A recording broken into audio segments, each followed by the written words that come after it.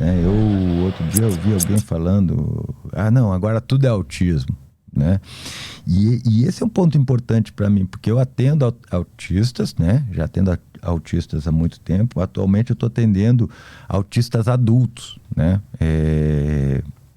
Porque normalmente no autismo, por conta da plasticidade neurocognitiva, a gente tende a buscar o diagnóstico muito, muito cedo, muito precocemente, para a gente poder intervir precocemente, né?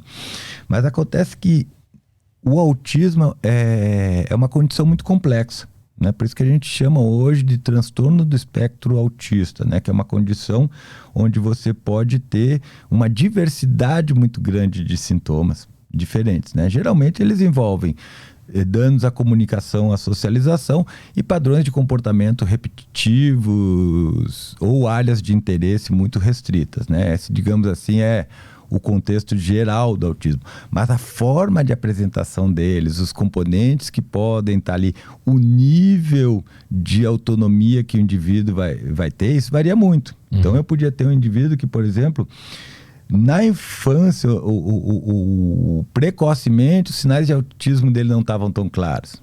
É aquele primo diferentão, aquele menino mais maluquinho, mais isolado, que alguns viam, ou aquele que a gente achava que era mais quieto, mais mudo, e na verdade essas pessoas muitas vezes tinham componentes do espectro autista que não foram adequadamente diagnosticadas, passaram a vida toda com isso, né? Sofreram e sofrem efetivamente muito, porque eles precisaram criar recursos para se adaptar a essas condições sem ter uma orientação ou um treinamento, né? Isso não só gera um estresse, mas gera um custo energético para esses indivíduos muito grande e um sofrimento, né? De não se sentir pertencente, de se sentir diferente, de certa forma se sentir deslocado, né? Então,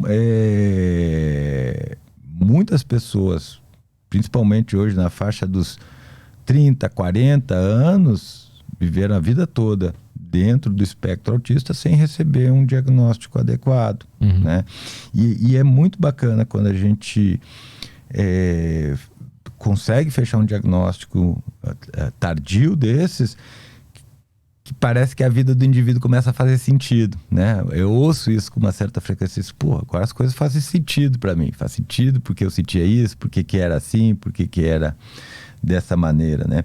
Então eu vejo com bons olhos o fato de hoje a gente estar mais atento para esses sinais de doença mental e de sofrimento psíquico e poder, de certa maneira, fornecer para essas pessoas um conjunto de técnicas, de práticas e de medicamentos que, de certa forma, deixam a vida dela mais confortável, mais funcional, né? Então, eu não acho que... A gente estava falando, né, se existem modismos na psicopatologia. Eu não acho que existem modismos na psicopatologia, mas eu acho que na medida em que a gente vai avançando no estudo de determinadas condições e doenças mentais, fica mais fácil as pessoas identificarem que aquele sofrimento que ela tem não é uma condição natural, normal, aceitável, mas é sim algo que efetivamente está comprometendo, prejudicando, fazendo com que ela não consiga, de certa forma, atuar de maneira a alcançar o seu melhor potencial, né? Então eu vejo com bons olhos, né?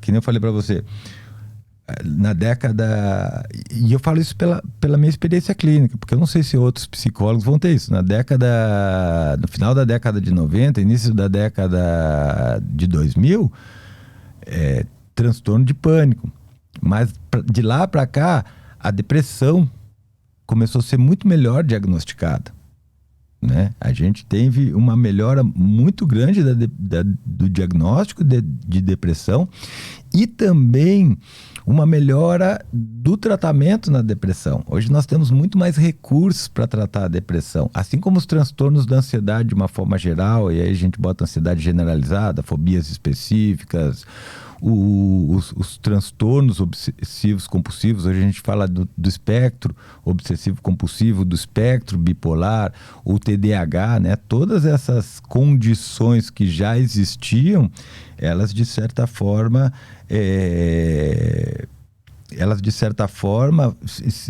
foram redescobertas, por assim dizer, né? Redescoberta é o termo ruim, mas eu achei outro. Quer dizer que a nossa visão sobre elas melhorou muito.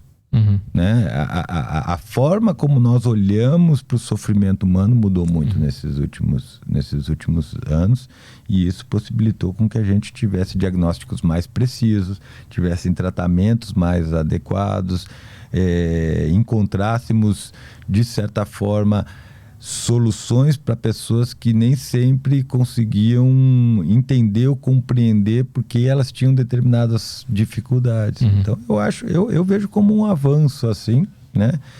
E vejo que provavelmente a gente ainda vai ter, digamos assim, alguns modismos, né? Na medida em que a gente vai desenvolvendo e aprofundando o nosso conhecimento nas condições de saúde mental.